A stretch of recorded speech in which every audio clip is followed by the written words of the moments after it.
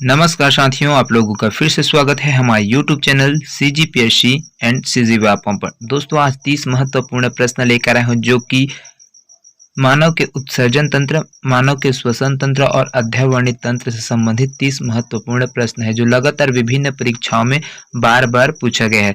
तो जितने भी नए दोस्त हमारे इस वीडियो को पहली बार देख रहे होंगे, हमारे चैनल को सब्सक्राइब कर लीजिएगा, साथ में बेल आइकन को भी प्रेस कर लीजिएगा ताकि आप लोगों को वीडियो नोटिफिकेशन के माध्यम से मिलता रहे। और हमारे टेलीग्राम चैनल से जुड़ने के लिए दोस्तों, एकलव्य साहू जी के टेलीग्राम है, हमारे टेलीग्राम चैनल का नाम आपको डिस्क्रिप्शन बॉक्स में पिन कर दिया गया है लिंक, तो वहां से लिंक को टच करके आप हमारे टेलीग्राम से जुड़ सकते हैं। तो चलिए, आपके स्क्रीन पर है पहला प्रश्न। पहला प्रश्न है दोस्तों, निम्न में से किस हार्मोन में आयोडीन होता है? तो कौन सा हार्मोन है दोस्तों जिसमें आयोडीन होता है? Thyroxine, testosterone, progesterone, insulin. तो करेक्ट आंसर है दोस्तों आपको ऑप्शन ए बिल्कुल करेक्ट सही है। यहाँ पर थायरॉक्सिन है, हार्मोन है, वो उसमें आयोडीन है, वो होता है, उसका मात्रा है वो होता है। चलिए अगला प्रश्न की ओर बढ़ते हैं। अगला प्रश्न है आपका, निम्न में से कौन सा अंग उत्सर्जन तंत्र में शामिल है? आमाशय, वृक्क, थायराइड, गोनेड, सांप। यहाँ पर इसका करेक्ट आंसर क्या हो जाएगा दोस्तों? जो उत्सर्जन अंग में तंत्र में शामिल है, तो आपका ऑप्शन बी बिल्कुल करेक्ट है। यहाँ पर वृक्क है जो उत्सर्जन तंत्र में शामिल है। तो कौन सा अंग पूछा गया? तो ये वृक्क है, आपका जो किडनी है ना, किडनी है कि इसमें जो आपका उत्सर्जन तंत्र है उसमें शामिल होता है और ये फिल्टर करने का काम है वो करता है। चलिए अगला प्रश्न की ओर बढ़ते हैं। अगला प्रश्न है, वृक्क की क्रियात्मक एवं संरचनात्मक इकाई है नेफ्रॉन, रेनिंग, एंजाइम, पेप्सिन। तो जो क्रियात्मक एवं संरचनात्मक इकाई है दोस्तों वृक्क की किडनी के, तो वो हो जाएगा आपको ऑप्शन ए बिल्कुल करेक्ट हो जाएगा, नेफ्रॉन। नेफ्रॉन है वृक्क की क्रियात्मक एवं संरचनात्मक इकाई है। चलिए अगला प्रश्न की ओर बढ़ते हैं। अगला प्रश्न है, निम्न में से किस अंग का कार्य अपवहन डायलिसिस द्वारा किया जाता है? तो किसका काम है दोस्तों जो डायलिसिस द्वारा किया जाता है? कौन सा अंग है? यकृत, हृदय, वृक्क, फुफ्फुस। तो इसका करेक्ट आंसर है दोस्तों आपको ऑप्शन सी बिल्कुल सही हो जाएगा। वृक्क है जो डायलिसिस का काम है वो करता है। जो ऑर्गन है ना, एक मुख्य ऑर्गन है ना, आपका किडनी मुख्य ऑर्गन है, ये क्या करता है? डायलिसिस की क्रिया द्वारा किया जाता है। यही प्रश्न है दोस्तों सीजी व्यापम के द्वारा 2022 में, है ना, 2022 में इसको फूड इंस्पेक्टर के एग्जाम हुआ था, उसमें पूछा गया प्रश्न है। बहुत ही महत्वपूर्ण प्रश्न है दोस्तों जो लगातार पूछा गया, उन्हीं प्रश्नों को लाता हूं, तो हमारे साथ बने रहेगा और वीडियो को पूरा लास्ट तक देखते रहिएगा। अगला प्रश्न है आपका, वृक्क द्वारा उत्सर्जन के अतिरिक्त और कौन सा कार्य किया जाता है ना? तो उत्सर्जन के काम करता है वृक्क, उसके अतिरिक्त और कौन सा काम करते हैं दोस्तों? पराशरण नियमन में, ताप नियमन में, हार्मोन्स नियमन या फिर एंजाइम नियमन में। तो इसका करेक्ट आंसर हो जाएगा दोस्तों आपका ऑप्शन ये है, बिल्कुल सही हो जाएगा। वृक्क है जो उत्सर्जन का काम करने के साथ साथ यह पराशरण के नियमन में भी काम करता है। चलिए अगला प्रश्न की ओर बढ़ते हैं। अगला प्रश्न है आपका यहाँ पर, मानव किडनी पथरी में उपस्थित मुख्य रासायनिक यौगिक होता है। तो मनुष्य का जो किडनी है उसमें जो एक पथरी रोग होता है ना, पथरी रोग है, उसमें जो उपस्थित मुख्य कारक है और रासायनिक यौगिक है वो क्या है? Urea, calcium carbonate, calcium oxalate या फिर कैल्शियम सल्फेट। तो यहाँ पर जो पथरी है उसमें दोस्तों आपका ऑप्शन सी बिल्कुल सही आ जाएगा। पथरी में क्या होता है? कैल्शियम ऑक्सलेट होता है जो कि मुख्य उनका रासायनिक यौगिक के रूप में रहता है। इसको लेबर इंस्पेक्टर है 2018 के एग्जाम होता है, उसमें इस प्रश्न को पूछा गया है। चलिए अगला प्रश्न की ओर बढ़ते हैं। अगला प्रश्न है यहाँ पर, मानव शरीर में पराशरण नियंत्रण करने वाला अंग है आमाशय, यकृत, वृक्क, फेफड़ा। तो इसका करेक्ट आंसर हो जाएगा दोस्तों आपको ऑप्शन सी है वो बिल्कुल सही हो जाएगा। जो पराशरण नियंत्रण करने वाला अंग है तो इसमें आ जाएगा आपका वृक्क, जिसको किडनी बोला जाता है ना, किडनी बोला जाता है, मुख्य ऑर्गन है इसको। चलिए अगला प्रश्न है आपका, अगला प्रश्न है आपका श्वसन तंत्र से, निम्न में से कौन सा अंग आदम का सेब के रूप में जाना जाता है? तो कौन सा अंग है दोस्तों जो आदम के सेब के रूप में जाना जाता है? फेरिंग्स, लैरिंग्स, ट्रैकिया या फिर इसोफेगस। तो इसका करेक्ट आंसर हो जाएगा दोस्तों आपको ऑप्शन बी है बिल्कुल सही हो जाएगा। लैरिंग्स को है ना, सेब के रूप में जाना जाता है, जो आदम का सेब है उसके रूप में यहाँ पर जाना जाता है। चलिए अगला प्रश्न की ओर बढ़ते हैं। अगला प्रश्न है आपका यहाँ पर फेफड़ों के लिए ERV प्लस RV बराबर क्या होता है? FRC, VC, IRV या फिर TV? इसका करेक्ट आंसर हो जाएगा दोस्तों यहाँ पर फेफड़ों के लिए जो ERV प्लस RV है तो ये हो जाएगा FRC।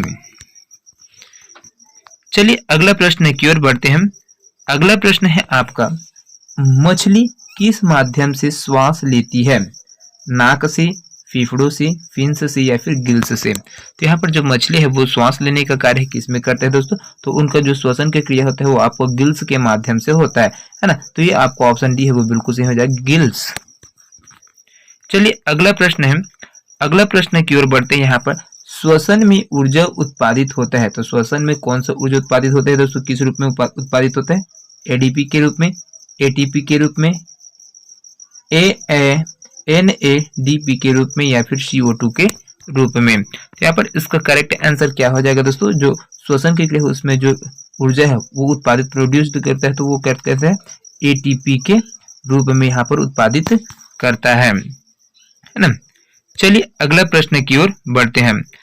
अगला प्रश्न है आपका मानव शरीर का कौन सा भाग शरीर ताप को नियंत्रित रखता है? तो कौन सा भाग है दोस्तों जो शरीर के ताप को नियंत्रित रखता है? हृदय, फेफड़ा, यकृत, वृक्क?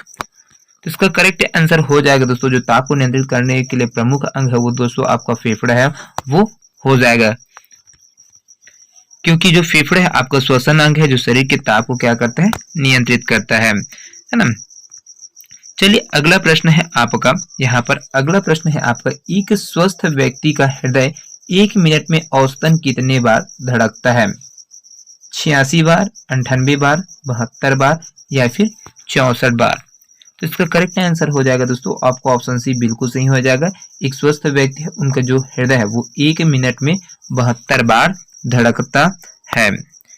चलिए अगला प्रश्न की ओर बढ़ते हैं। अगला प्रश्न है आपका अध्ययवर्णी तंत्र से बहुत ही महत्वपूर्ण प्रश्न है जो लगातार पूछे गए वैसे क्वेश्चनों को लाए हैं दोस्तों। वैसे तो हर एक टॉपिक से 1000 क्वेश्चन बन सकते हैं, लेकिन यहाँ पर जो मुख्य है जो पूछा गया है जो आने की संभावना है वैसे प्रश्नों को यहाँ पर लाया हम। तो देखिए अगला प्रश्न है आपका अध्ययवर्णी तंत्र इंटेग्यूमेंट सिस्टम से। तो इसमें देखिए त्वचा रोगों से संबंधित चिकित्सा विज्ञान की शाखा को कहते हैं। तो जो त्वचा रोग से संबंधित चिकित्सकीय विज्ञान है दोस्तों उसकी जो शाखा है उसको क्या बोले जाते हैं? डर्मेटोलॉजी, पैथोलॉजी, इम्यूनोलॉजी या फिर सेफ्रोलॉजी? तो इसका करेक्ट आंसर क्या हो जाएगा दोस्तों? जो चिकित्सा त्वचा रोग से संबंधित उसको डर्मेटोलॉजी के नाम से जाना जाता है। विज्ञान की वह शाखा जिसके अंतर्गत त्वचा रोगों से संबंधित कार्य किया जाता है उसको डर्मेटोलॉजी कहा जाता है। ये इसका परिभाषा हो जाएगा। चलिए अगला प्रश्न की ओर बढ़ते हैं। अगला प्रश्न है आपका 15वां नंबर का, बहुत ही महत्वपूर्ण प्रश्न है। मानव त्वचा क्या है? एक कोशिका है, एक उत्तक है, एक अंग है या फिर उपयुक्त तीनों नहीं या फिर उक्त सभी? तो यहाँ पर क्या हो जाएगा दोस्तों इसका आंसर? तो आपका जो मानव त्वचा है वो क्या है? एक प्रकार से एक अंग है। चलिए अगला प्रश्न की ओर बढ़ते हैं। अगला प्रश्न है आपका बहुत ही महत्वपूर्ण प्रश्न है ये, हड्डी रोग फ्लोरोसिस का कारण क्या है? यहाँ पर हड्डी रोग है एक फ्लोरोसिस, उसका कारण क्या है? जल में उपस्थित कीटाणुनाशक है, जल में उपस्थित फ्लोराइड है, जल में उपस्थित कार्बन डाइऑक्साइड या फिर जल में उपस्थित फ्लोरोकार्बन? तो इसका करेक्ट आंसर क्या हो जाएगा दोस्तों? ये जो फ्लोरोसिस है वो जल में उपस्थित एक प्रकार का फ्लोराइड है। चलिए अगला प्रश्न की ओर बढ़ते हैं। अगला प्रश्न है आपका 17वां नंबर का, बहुत ही महत्वपूर्ण प्रश्न है। मानव शरीर में कितनी हड्डियां होती है? 216, 116, 206 या फिर 201? तो इसका करेक्ट आंसर हो जाएगा दोस्तों आपको ऑप्शन सी है बिल्कुल सही हो जाएगा। मानव शरीर में जो है वो होता है 206 हड्डियां होती है कुल, है ना। तो इसको ध्यान में रखिएगा, बहुत ही महत्वपूर्ण प्रश्न है।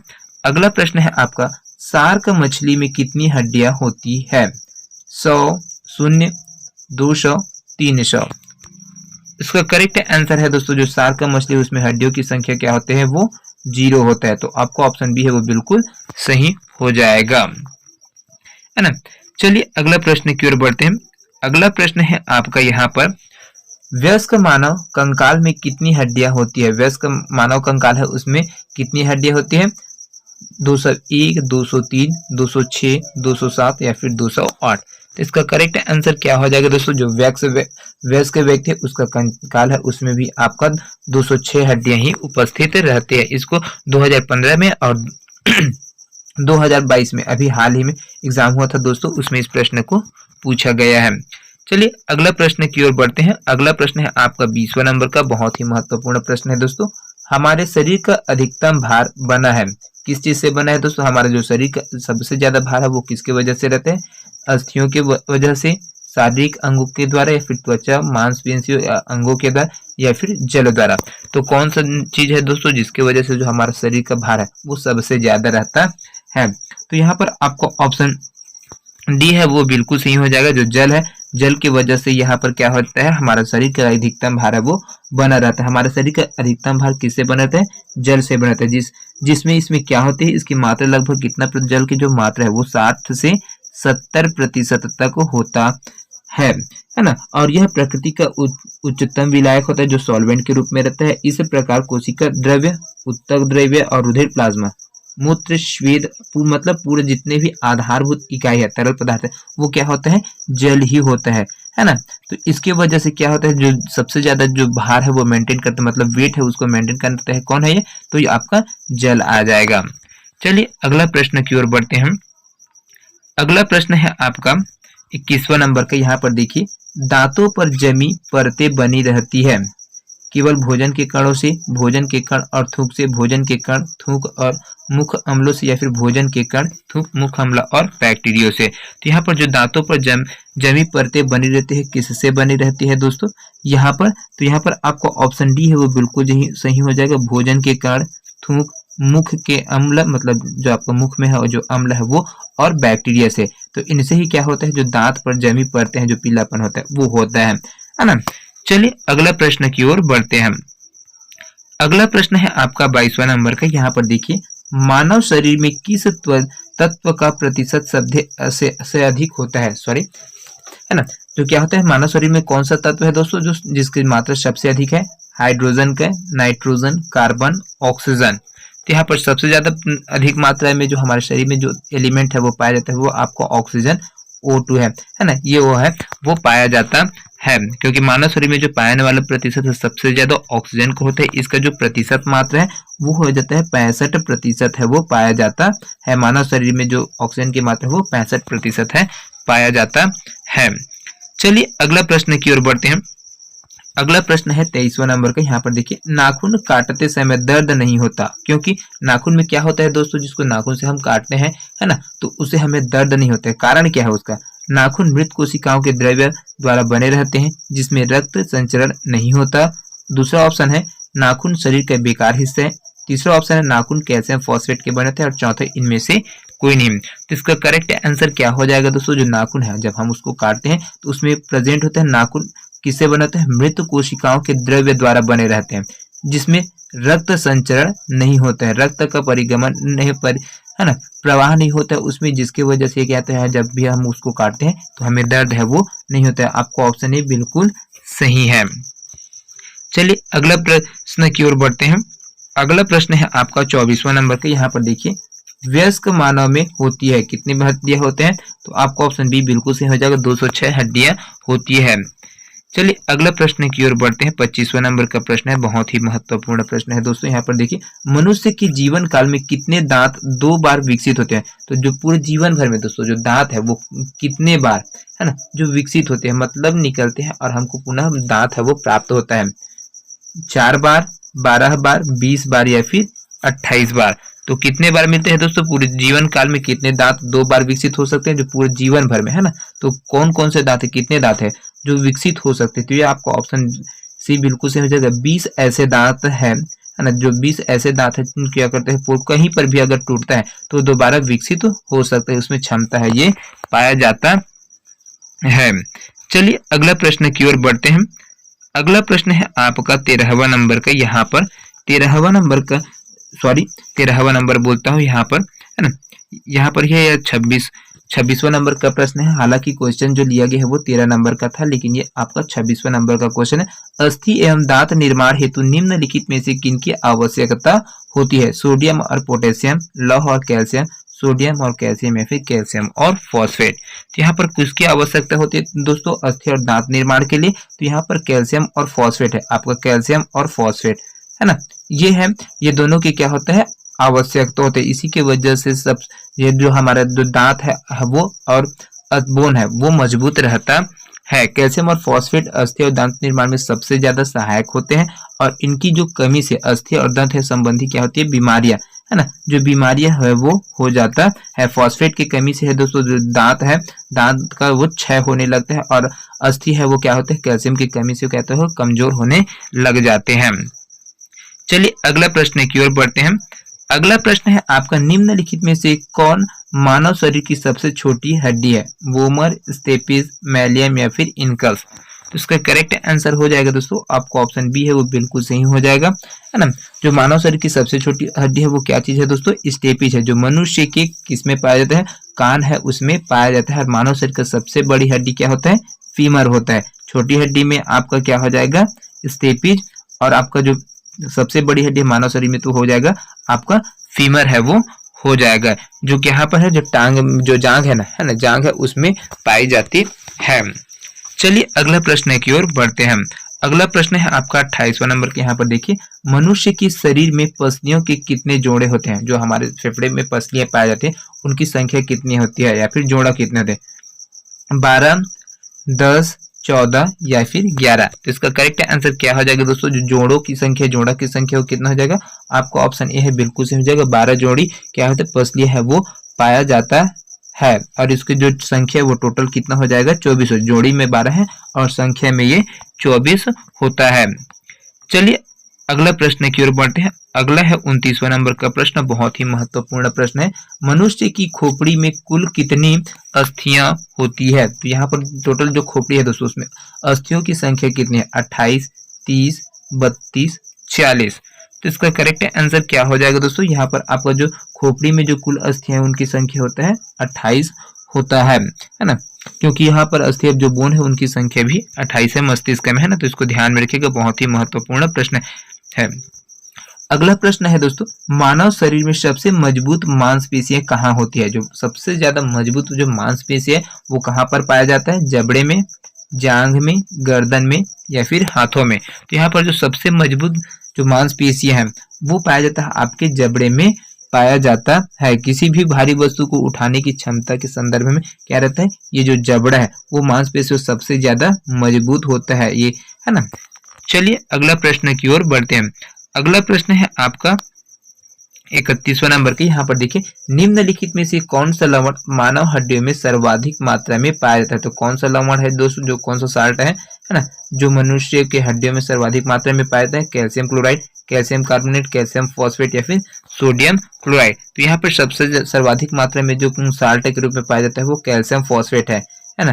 CaPO4 है, इसका फॉर्मूला भी है CaPO4, कैल्शियम फॉस्फेट है, ये पाया जाता है सबसे ज्यादा मात्रा में। चलिए अगला प्रश्न की ओर बढ़ते हैं। अगला प्रश्न है आपका 32वां नंबर का। बीडीएम परीक्षण निम्न रोग के पता लगाने के लिए किया जाता है। तो कौन सा रोग है दोस्तों जिसके लिए बीडीएम का प्रयोग किया जाता है? डेंगू के लिए, मलेरिया के लिए, ऑस्टियोपोरोसिस या फिर एड्स? तो यहाँ पर है दोस्तों इसका करेक्ट आंसर क्या हो जाएगा? ये है आपका बीडीएम परीक्षण किया जाता है ऑस्टियोपोरोसिस में, है ना। ये 2021 में सीजी व्यापम के द्वारा इस प्रश्न को पूछा गया है, क्योंकि ऑस्टियोपेटिस का जो निदान है वो अस्थि खनिज घनत्व है ना। आपका जो अस्थि घनत्व खनिज है उनको मापने के लिए इसका उपयोग है वो किया जाता है। चलिए अगला प्रश्न की ओर बढ़ते हैं। अगला प्रश्न है 33वां नंबर का, बहुत ही महत्वपूर्ण प्रश्न है। यहाँ पर देखिए जब एक मनुष्य 20 मीटर दौड़ने के बाद रुकता है तो उसके शरीर पर क्या प्रभाव पड़ता है? तो यहाँ पर आपको ऑप्शन बी बिल्कुल सही हो जाएगा। पीसों में लैक्टिक अम्ल एकत्र होने के कारण क्या होता है? थक जाता है। जैसे ही दौड़ता है तो ये थक जाता है, जो पीसी है उसमें लैक्टिक अम्ल है वो एकत्र हो जाता है जिसकी वजह से, है ना। चलिए अगला प्रश्न की ओर बढ़ते हैं। अगला प्रश्न है 34वां नंबर का। यहाँ पर बहुत ही महत्वपूर्ण प्रश्न है, निम्न में से कौन सा सही है? मेसोडर्म से मस्तिष्क बनता है, एक्टोडर्म से यकृत बनता है, मेसोडर्म से कंकाल बनता है और एंडोडर्म से हृदय बनता है। तो इसका करेक्ट आंसर हो जाएगा दोस्तों आपको ऑप्शन सी है, बिल्कुल सही हो जाएगा। मेसोडर्म से कंकाल है वो बनता है। चलिए आज के सेशन का लास्ट प्रश्न है, 35वां नंबर का प्रश्न है, बहुत ही महत्वपूर्ण प्रश्न है। यहाँ पर देखिए, मनुष्य का दंत सूत्र है 21-23 बटा 21-23, 23-21 बटा 23-21, 32-21 बटा 32-21 और 12-23 बटे 12-23। तो इसका करेक्ट आंसर क्या हो जाएगा दोस्तों? जो मनुष्य का दंत सूत्र है वो आपको ऑप्शन ए है, बिल्कुल सही हो जाएगा 2132 मतलब और बटा 2123 है ना। तो ये आपको ऑप्शन ए है, बिल्कुल सही हो जाएगी। ये मनुष्य के जो दांत है उनका सूत्र। तो दोस्तों ये 30 प्रश्न आप लोगों को कैसे लगे कमेंट करके जरूर बताइएगा। वीडियो आप लोगों को पसंद आया होगा तो ज्यादा से ज्यादा लोगों तक शेयर कर देगा। मिलते हैं अगले वीडियो में दोस्तों, तब तक के लिए अलविदा। जय हिंद, जय Chhattisgarh. Thank you so much दोस्तों।